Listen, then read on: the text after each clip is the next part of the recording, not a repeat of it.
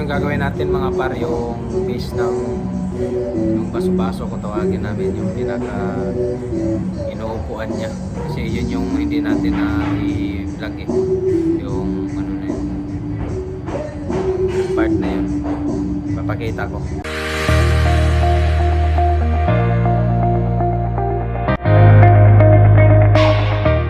Grabe, lakas naman ng ano.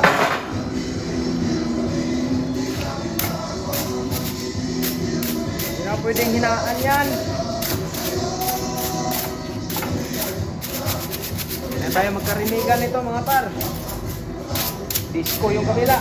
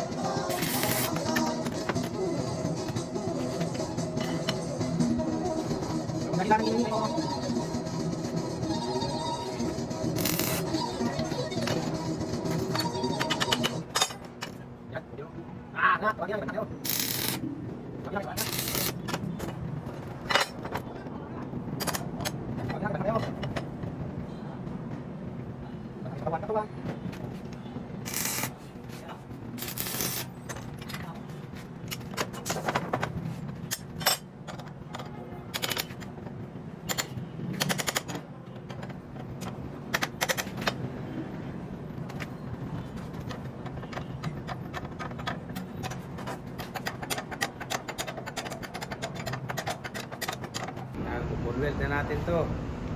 Ha?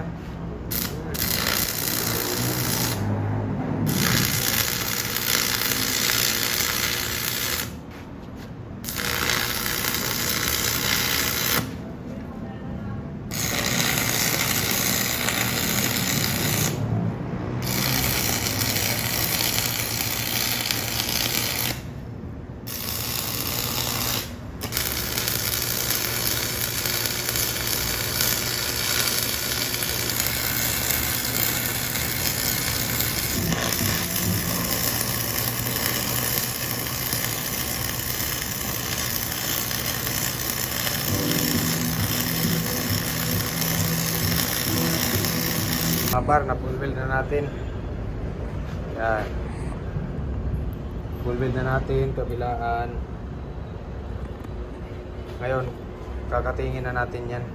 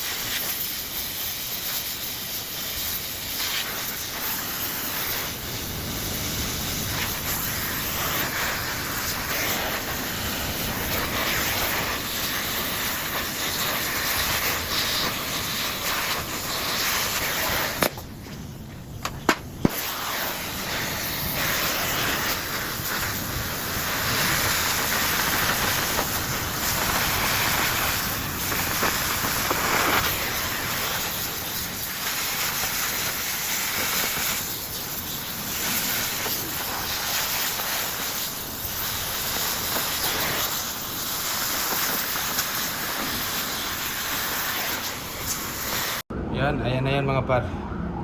Ang init. Yan, nakating na natin. Pag nalinisan na yan, ganito na itsura yan. Yan. Ito. Yan, ganyan na yan.